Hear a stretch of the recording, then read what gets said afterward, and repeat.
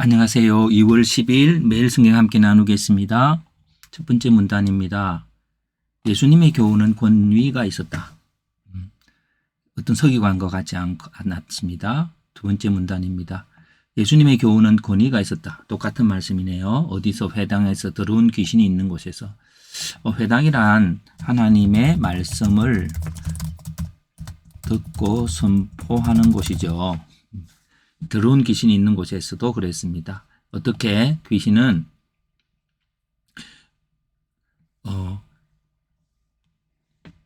예수님은 하나님의 거룩한 자라고 말하고 예수님은 그 사람에게서 나오라고 그러고 귀신 들린 자에게는 귀신이 큰 소리를 지르며 나왔고 경련을 일으키시면서 나왔고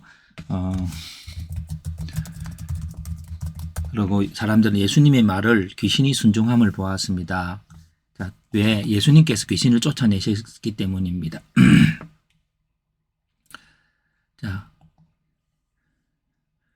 예수님은 시몬의 장모의 열병을 고쳐주었습니다. 어디에서? 시몬과 안드레의 집에서 어떻게 사람들이 그 상태를 알리고 예수님께서 손을 잡아 일으키심으로 고쳐주었습니다. 마지막 문단. 예수님께서 각종 병이 든 많은 사람들을 고쳐주었습니다. 어떻게? 사람들이 병자와 귀신 들린 자를 예수님께 데려오므로 이렇게. 그리고 예수는 귀신이 예수에 대해서 말하는 걸 허락하지 않았습니다. 예. 그리고 예수님께서는 이렇게 관계하고 누구든지 그리고 그리고 또 사망의 세력에 물리치고 그랬습니다. 자, 한 문장 요약. 예수님께서는 거신 들린 자를 고치고 병자를 치유했었습니다. 그렇기 때문에 치유하시는 예수님이란 주제로 치유의 대상은 병든 자들과 귀신 들린 자고요. 치유의 방법은 예수님께서 명하셔서 예수님의 말씀은 권위가 있으셨고 예수님과의 관계가 있었어. 베드로의 장모가 시몬의 집에 머물러 있기도 하고요. 그리고 사람들이 예수님께 올 때에 그들도 그랬습니다. 그리고 치유의 대상은 귀신 들린 자고 여기 보면은 이제 회당에서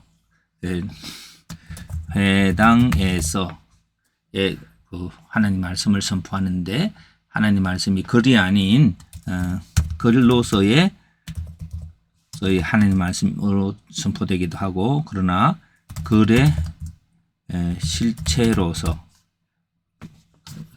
하나님이 사망이고 생명이라고 했을 때 그 생명 현상이 말씀을 통해서 일어나는 것이죠. 자, 그래서 이렇게 한번 글을 적어 봅니다. 자, 귀신이 생각하는 거룩과 예수님이 생각하는 거룩은 어떤 차이가 있을까? 왜냐하면 귀신이 하나님의 거룩한 자입니다라고 말을 했을 때요. 그래서 거룩은 구별되었다는 뜻이죠. 죄악된 세상을 떠나서 그들과 교제하지 않고 죄를 짓지 않고 살아가는 것을 거룩이라고 생각하는 사람들도 있지만 하나님의 거룩은 그 사랑 안에서 죄악된 세상, 그래서 고통당하고 사단의 종로로 사는 세상으로 찾아오시고 개입하시고 구원하시는 거룩입니다. 바리새인의 거룩은 죄인들과 교제하지 않는 거룩, 곧 사탄이 나와 상관이 없다고 말하는 거룩에 대한 생각을 가지고 있으면서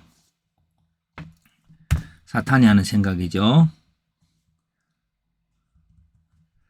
네, 거룩에 대한 생각.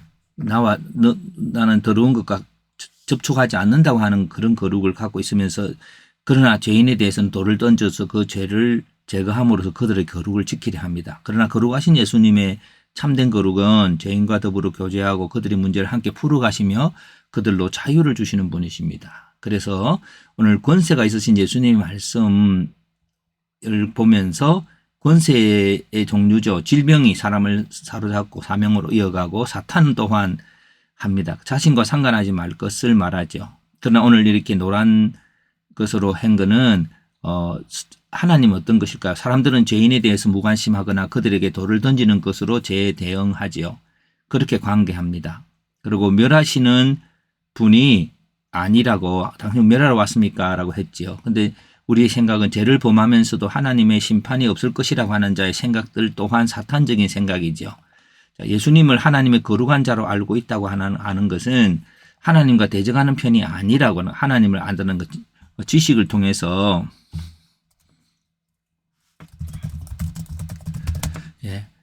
그런데 지식만으로 하나님 배에 속해 있는 것을 알리려고 하는 것이죠. 그러나 예수님께서는 하나님 편에 속했다는 것은 순종을 말하고 십자가를 통한 순종으로 마귀를 멸하셨어요. 오늘 여기서 우리는 사탄의 권세와 전략과 예수님의 권세와 전략을 우리는 비교해 볼 수 있겠죠. 경련을 일으키고 나갔다. 경련이라는 것은 행동을 마비시키는 거잖아요. 그 사람들로 하여금 꼼짝 못하게 하는 것들이 사탄이 하는 일입니다. 오늘 우리의 행동 가운데서도 사람들에 대해서 자기는 제일 교만하게 거룩하다 하고 다른 사람들은 비난하고 그러면서 또 누군가 아무도 나를 심판할 수 없다라고 하는 생각들, 그리고 특별히 어떤 지식으로만 모든 것들을 알고 있다고 생각하는 것에서 예수님의 말씀이 권세가 있는 것은 순종을 통해서 하나님의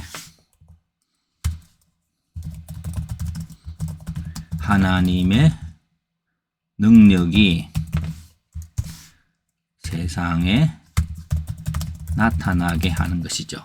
그래서 우리의 권세라고 하는 것이 우리의 말에 있는 게 아니라 하나님에게 있는 것이고, 우리가 하나님의 권세가 풀어지게 하려면은 하나님께 순종하는 것이지요.